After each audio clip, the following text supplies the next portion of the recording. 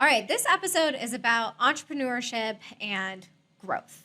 However, Stephanie, let's get real for a minute. So, for those listening that, we're all in this struggle, how do you deal with fear and doubt?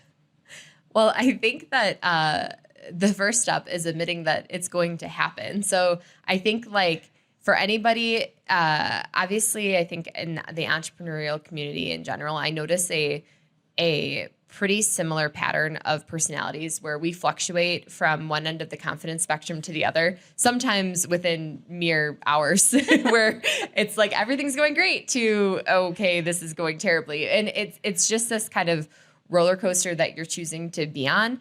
And I think what I remind myself is typically a lot of the things that from a business perspective that I am, I guess, fearful of or anxious of, whatever you want to call it, I keep reminding myself, especially recently, that what is true now is probably not going to be true in the 2 weeks, 3 weeks, 4 weeks, whatever it is in the future that I'm nervous about something happening. And what I mean by that is when you're in a high growth situation or when you're in a rapidly evolving entrepreneurial world, the information that you have today is not all the information you're going to have tomorrow. And so I've started to notice when I have this feeling of anxiety or concern about man, how's this? I have no idea how this is going to get done in 15 days or whatever it is. I've reframed that to be I don't know what new tools and new information and new bag of tricks I'm going to have tomorrow that is going to get me to what's going to happen in 15 days. So that's been my mantra recently, is just kind of reframing that timeline of all the things that I'm nervous about and the unknown. I have to remind myself that there's going to be resources that are coming that are unknown as well, that are just, again, ideas, new connections, new people, whatever that is. That's been what's been helping me get through kind of when there's times of uncertainty. I feel like this is a great opportunity for you to maybe just drop a little nugget for people on your current favorite resource that you didn't have maybe, a couple months ago.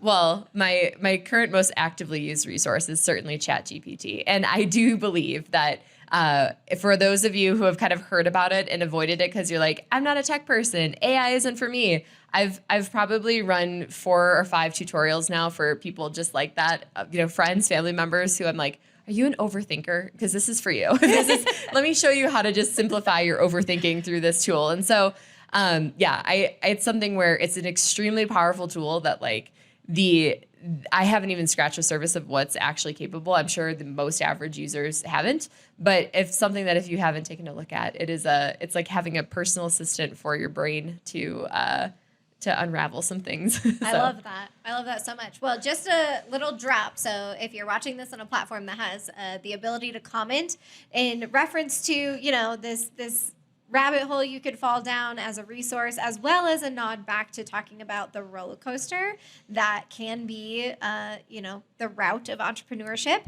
There are 2 emojis that I'm pretty sure are probably the most used in our text messages. So there is a blue spiral and there is the roller coaster. Uh-huh.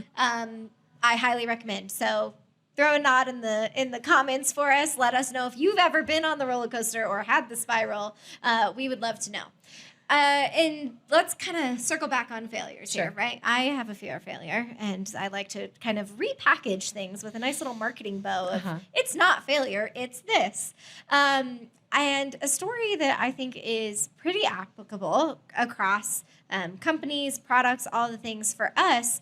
In the tech world, we're constantly developing. And if we have a feature that's coming out, we're maybe 6 months in the future of what's coming and what's coming down the road. But then as new stuff comes out and it's actually pushed and then it breaks and we've got all these other things in the pipeline, you have to think about integration and then the other things that it's going to influence and the way that it's going to break. And I just want to encourage anybody who's maybe had to deal with pushing product, having stuff break, or spending a lot of time and resource and energy. We talked about that first client when we pushed out the product that we lost. However, there's behind the scenes stuff that I think happens for a lot of tech companies where it makes your internal operations a mess.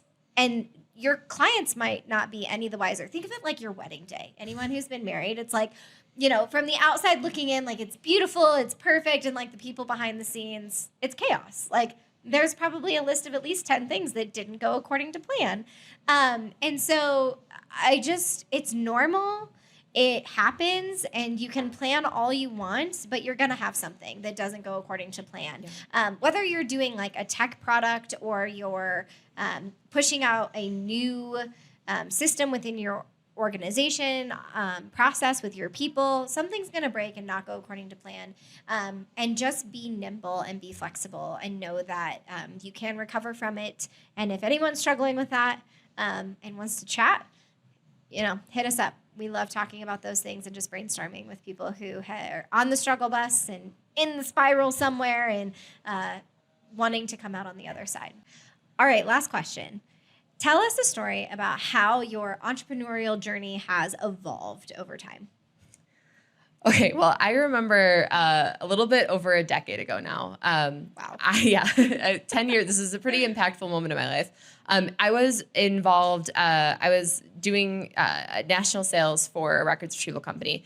And I had to go visit a client that was being labeled as disgruntled. And basically, I had not had any relationship with this client. One of our other sales executives left, and my mission was to head to that office and try to win back the business. And so I go in there and I sit down, and this woman sitting across from me says, "Don't even bother talking. Just pushes over a pad of paper, says, write down your competitors and walk out of the room."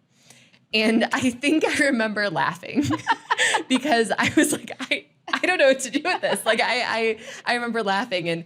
And long story short, we not only saved that business at that time, they're now one of our clients, still a decade later, people that we have a great relationship with, and a woman that I've actually learned a lot from.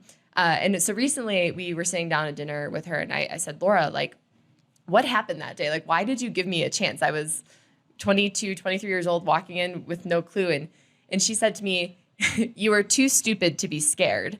And I was like, I don't know if that's a compliment or whatever. But I think in summary, I think about that person that day that was too stupid to be scared. And I think like there is something as you get older on your entrepreneurial journey, you just have more experiences under your belt. This evolution of like a healthy relationship with your ego, this healthy relationship of like, of other people who are impacted, the other people that you're around you that are experiencing things as you're experiencing them. I think I've gotten wiser, like just being able to handle different situations with maybe putting myself in their shoes and not just mine the whole time. But yeah, that was one of my favorite interactions probably of all time with anybody. So we've come a long way from that moment. Well, thank you so much. And hopefully this will help somebody on their journey. Thanks for listening. Stay tuned for more.